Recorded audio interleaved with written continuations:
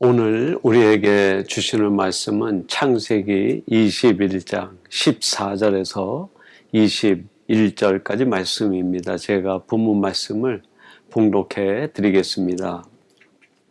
아브라함이 아침에 일찍이 일어나 떡과 물 한 가죽 부대를 가져다가 하갈의 어깨에 메어주고 그 아이를 데리고 가게 하니 하갈이 나가서 브엘세바 광야에서 방황하더니 가죽 부대에 물이 떨어진지라 그 자식을 관목 덤불 아래에 두고 이르되 아이가 죽는 것을 참아 보지 못하겠다 하고 화살 한바탕 거리 떨어져 마주 앉아 바라보며 소리내어 우니 하나님이 그 어린아이의 소리를 들으셨으므로 하나님의 사자가 하늘에서부터 하갈을 불러 이르시되 하갈아 무슨 일이냐 두려워하지 말라 하나님이 저기 있는 아이의 소리를 들으셨나니 일어나 아이를 일으켜 내 손으로 붙들라 그가 큰 민족을 이루게 하리라 하시니라.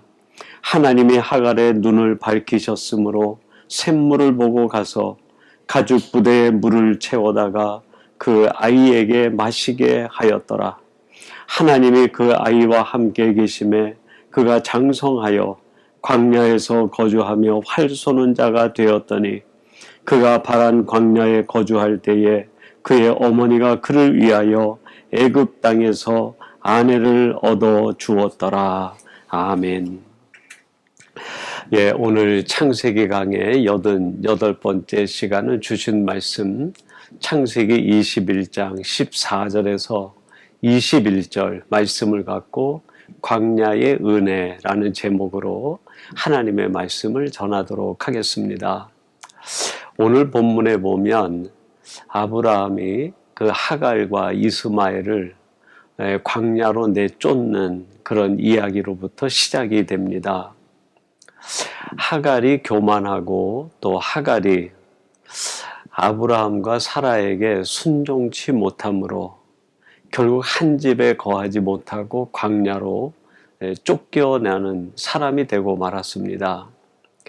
여러분, 우리 인생에 우리들이 경계해야 될 것이 있다고 하면 바로 이 교만과 불순종 아니겠습니까?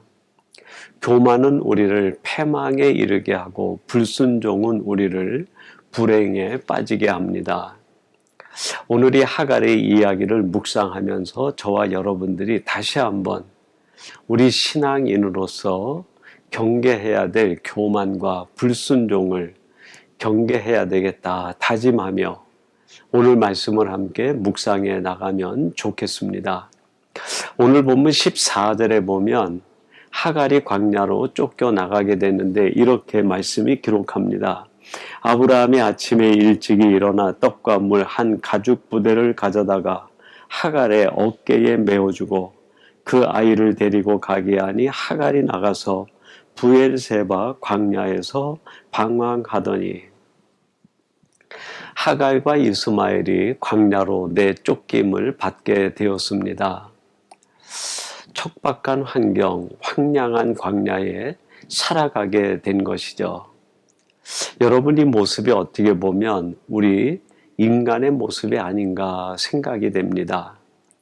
우리가 하나님 앞에서 교만과 불순종하여 하나님 말씀을 듣지 못하고 외면하고 하나님께 대한 믿음을 잃어버렸을 때 결국 우리는 죄의 나락에 떨어지게 되고 광야로 내몰려 살게 된 그것이 바로 우리들의 모습 아닙니까? 여러분, 우리가 이렇게 이 세상이라는 광야에 방황하게 된 것은 결국 우리의 죄악 때문이요, 우리의 교만 때문이요, 우리의 불순종 때문이라고 할 수 있겠습니다. 그러면 우리가 살아가는 광야, 우리의 교만과 불순종과 하나님에 대한 말씀을 거역한 믿지 못하고 신실하지 못한 결과로 만들어진 우리의 삶의 현장은 우리에게 있어서 정말 저주의 땅, 우리 인생에 있어서 가장 비참한 장소로 끝나고 마는 것일까요? 그렇지 않습니다. 우리를 어떠한 상황에서도 포기하지 아니하시고 우리를 끝까지 사랑하시는 하나님의 사랑이 우리에게 임한다고 할 때 우리가 있는 그 황량한 광야, 그 속은 역설적이게도 하나님의 은혜를 맛볼 수 있는 장소이기도 합니다. 여러분, 이것이 우리에게 희망이 되고 위안이 되는 것 아닙니까? 만약에 우리들이 살아가고 있는 세상, 내가 처해 있는 삶의 환경 자체가 저주로 끝나며 희망이 없는 땅이라고 하면 말 그대로 우리의 삶은 불행 그 자체 아니겠습니까?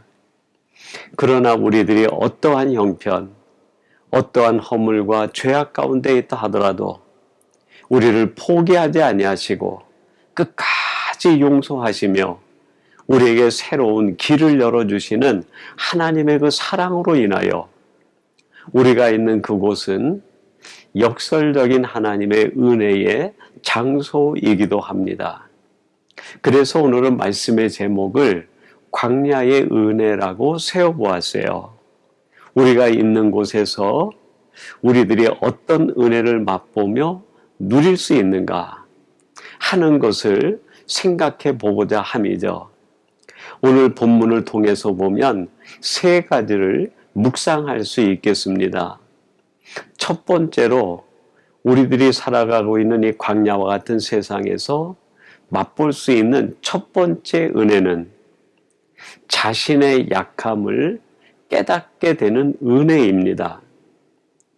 여러분, 오늘 본문 말씀 16절에 이렇게 말씀합니다. 이르되 아이가 죽는 것을 참아 보지 못하겠다 하고 화살 한바탕 거리 떨어져 마주 앉아 바라보며 소리내어 우니. 하갈이 아브라함 집에 있을 때에는 자신이 무엇이든지 할 수 있는 사람처럼 느껴졌습니다. 그러다 보니까 교만하고 불순종에 빠지고 사람을 업신여기게 되는 것 아닙니까? 이런 하갈이 광야로 내몰리고 나니까 자신이 얼마나 약한 존재인지 그게 느껴진 거예요. 내가 얼마나 힘이 없는 존재며 내 인생 내가 마음대로 움직일 수 있을 것 같았는데 머리카락 하나 내 마음대로 하지 못하며 호흡 하나 내 마음대로 숨 쉴 수 없는 존재임을 깨닫게 되고 그 황량한 벌판 광야 한가운데에서 통곡을 하며 하나님 앞에 눈물을 흘리게 됩니다. 여러분, 우리들이 광야라는 인생의 어려운 상황을 만나게 되면 비로소 우리들이 깨달아지는 것이 있어요. 그게 뭡니까? 내 자신이 이렇게 연약하고 내 자신이 이렇게 무능하고 내 자신이 이렇게 아무것도 할 수 없는 존재인가 하는 걸 깨닫게 됩니다. 이걸 깨닫게 되는 순간에 우리는 비로소 하나님을 향해 눈물을 흘리며 울부짖는 사람이 될 수 있어요. 여러분, 열왕기하 20장 2절에서 3절 말씀에 보면 히스기야 왕에 대한 이야기가 나와요. 그가 큰 병이 걸렸는데 당시 의학과 자신이 가지고 있는 그 모든 권세와 능력으로도 자기 병을 치유할 수 있는 방법을 찾지 못하는 거예요. 이 질병이라고 하는 큰 광야에 빠진 히스기야가 자신의 연약함을 철저하게 깨닫게 됩니다. 그걸 깨닫는 순간에 히스기야가 벽을 향해 하나님에게 눈물을 흘리며 통곡을 하며 기도하고 부르짖습니다. 여러분, 내가 연약한 사람이라는 걸 알 때만이 우리는 참으로 하나님 앞에 나가 부르짖는 사람이 될 수 있습니다. 그래서 열왕기하 20장 2절과 3절에 이렇게 말합니다.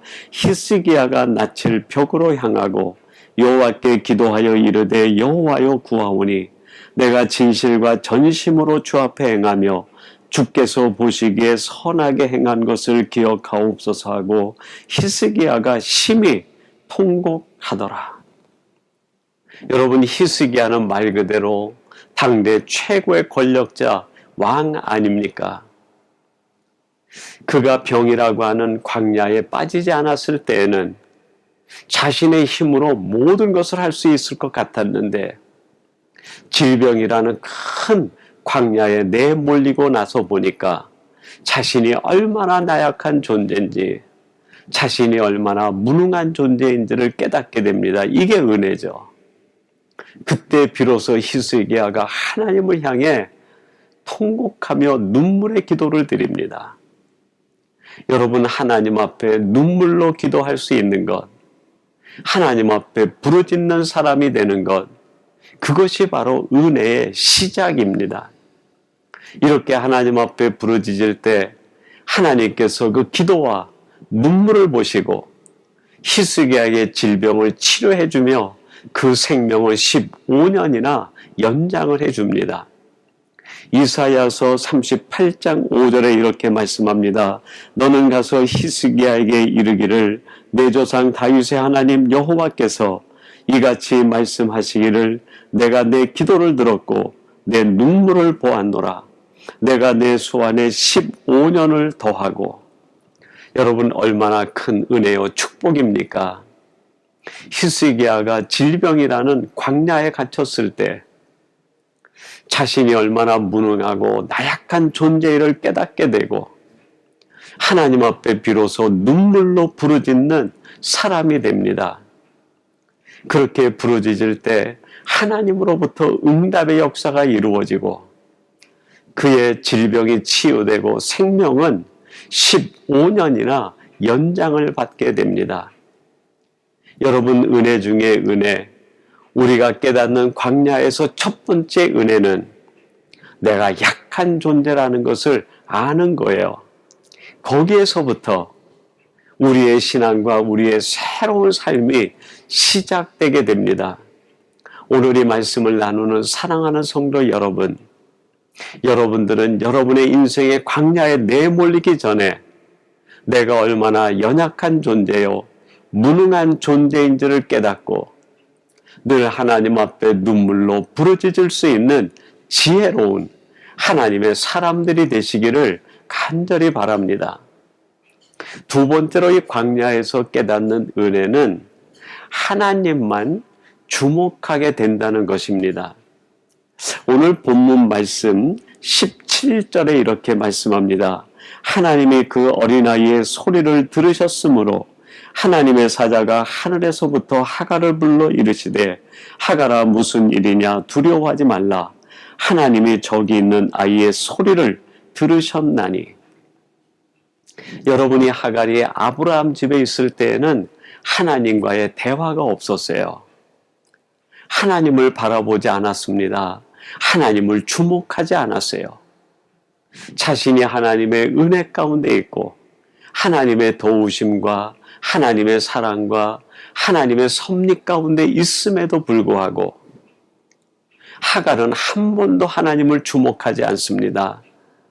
하나님의 음성을 들으려고 하지 않습니다.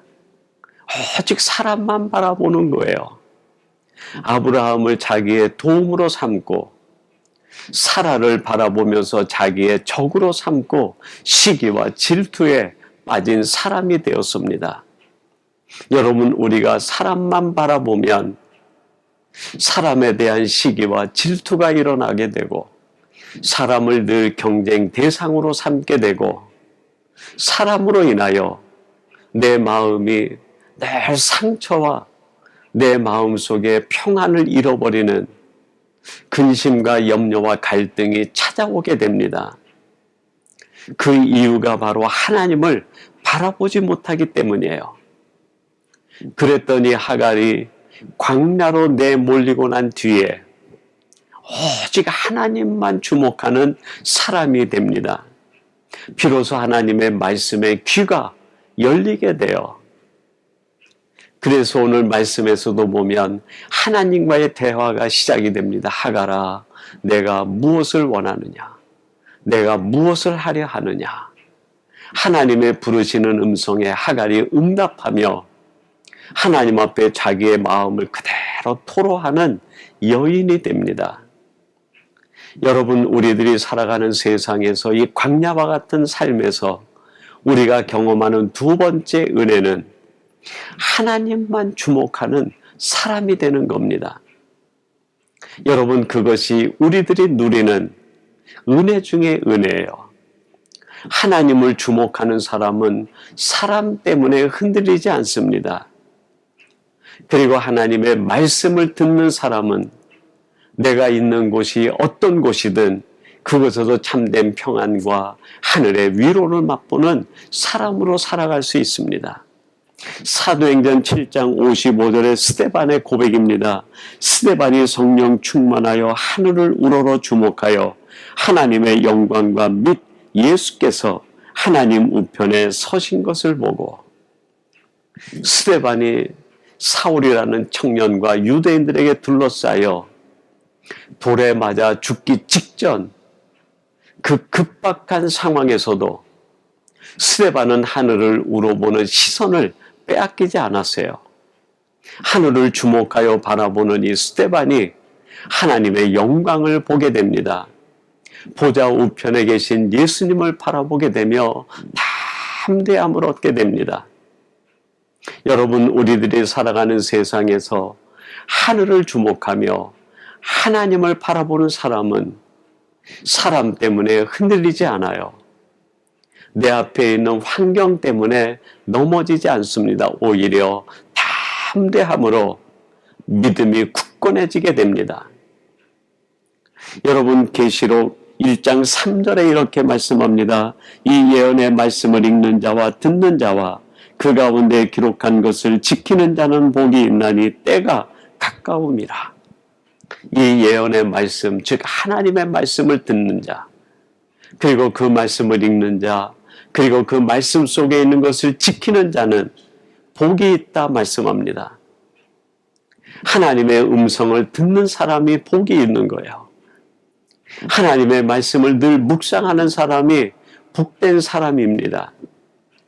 하나님께서 주신 말씀대로 따라 살아가는 사람이 가장 신실한 하나님의 사람이 될 수 있어요. 이 말씀을 쫓아갈 때 세상에서 무슨 일을 만나든 낙심하지 않고 염려와 근심에 빠지지 않고 어떤 환경을 만나든 거기서 피할 길을 발견할 수 있게 됩니다. 여러분이 하갈이 광야라는 세상 한가운데서 두 번째 하나님의 은혜를 누리는데 그것이 바로 오직 하나님을 주목하는 사람이 된 겁니다. 오늘 이 말씀을 나누는 사랑하는 성도 여러분, 여러분들이 바로 여러분이 살아가는 삶의 환경 속에서 오직 하나님만 주목하며 살아가는 은혜의 사람들이 되시기를 주님의 이름으로 축원합니다. 마지막 광야에서 누리는 세 번째 은혜, 그것이 뭘까요? 그렇습니다. 참된 생수를 만나게 되는 것입니다. 오늘 본문 19절 이렇게 말씀합니다. 하나님의 하갈의 눈을 밝히셨으므로 샘물을 보고 가서 가죽 부대에 물을 채워다가 그 아이에게 마시게 하였더라. 하나님을 주목하던 이 하갈의 눈이 하나님의 은혜로 밝아지게 되어 그동안 보지 못했던 생명의 샘을 발견하고 그 샘물을 길어 자신도 마시고 아이에게도 주어 생명을 보존하게 됩니다. 여러분이 하갈은 아브라함 집에서 나올 때 아브라함이 챙겨준 물 가죽 부대를 가지고 나왔어요. 사람이 준 물이죠. 근데 그 물은 광야 한가운데에서 다 떨어지고 맙니다. 무슨 뜻일까 여러분? 그렇습니다. 사람이 만든 것, 사람이 준비한 것, 사람이 예비한 것은 결정적인 순간에 그 모든 것들이 다하되고 끝이 나고 소진되고 만다는 거예요. 사람이 만든 것이 사람의 생명을 보존하지 못합니다. 그 하갈이 이제 사람이 준비한 물이 다 소진된 뒤에 하나님이 준비해 주신 생명샘물, 그걸 만나게 돼요. 그리고 그것을 마시고 생명을 보존하게 됩니다. 무슨 뜻입니까, 여러분? 그렇습니다. 하나님이 주신 생수를 마셔야 돼요. 여러분, 우리에게 주신 우리의 생명을 살리는 하나님의 생명수, 생수가 누굽니까? 그렇습니다. 예수 그리스도십니다. 요한복음 4장 10절은 이렇게 말씀합니다. 예수께서 대답하여 이르시되 내가 만일 하나님의 선물과 또 내게 물 좀 달라 하는 이가 누구인 줄 알았더라면 내가 그에게 구하였을 것이요 그가 생수를 내게 주었으리라. 하나님이 우리에게 주시는 생명샘 같은 선물, 우리가 마셔야만 되는 생수, 그분이 바로 예수님이십니다. 사마리아 여인에게 예수님께서 내가 만약 내가 누군지 알았더라고 하면 내가 나에게 생수를 구했으리라. 그리하면 내가 너에게 생수를 주었으리라. 여러분, 세상에 준비된 사람이 만든 물은 우리를 생명으로 이끌지 못합니다.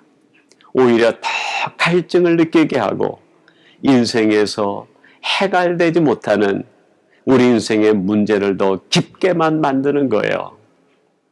우리의 인생을 참으로 회복시킬 수 있는 영적 생수, 그건 오직 예수 그리스도 한 분뿐입니다. 이 주님을 우리들이 어디서 만날 수 있을까요? 그렇습니다. 내 인생이 경험하는 광야 한가운데에서 나는 나약하고 아무것도 할 수 없고 오직 하나님만 주목하는 시선의 변화가 일어날 때 비로소 나에게 찾아오시는 생수 예수 그리스도가 눈에 보이게 되고 그분을 마음에 모셔드리게 됩니다. 이것이 광야의 은혜예요. 여러분이 생수이신 예수 그리스도를 내 마음에 모셔드리게 되면 우리에게 어떤 일이 일어날까요?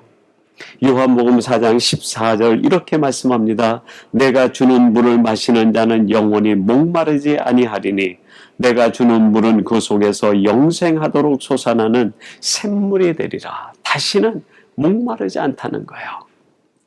걱정에 빠지지 않고 근심에 빠지지 않고 세상 불안과 두려움에 빠지지 않는다는 겁니다. 내가 광야 한가운데 있어도 그곳에서도 기쁨을 누릴 수 있고 내 인생에 참 평안을 누리며 살아갈 수 있다는 말씀이에요.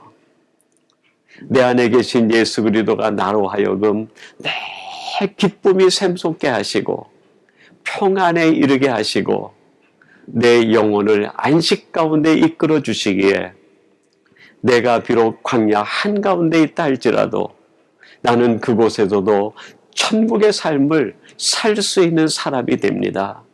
이것이 바로 광야의 은혜죠. 사랑하는 성도 여러분, 오늘 주시는 말씀을 통하여 우리가 살아가는 이 황량한 광야와 같은 세상 가운데서 어떻게 하면 우리들이 기쁨을 잃지 않고 불안과 두려움에 빠지지 않고 하나님이 주는 평안과 안식을 누리며 살 수 있을까요? 그렇습니다. 광야의 은혜를 누리는 것이 방법이에요. 그 광야의 은혜가 뭡니까? 첫 번째는 내가 얼마나 약한 존재인가를 깨닫는 겁니다. 그리고 오직 하나님만 바라보고 주목하는 거예요.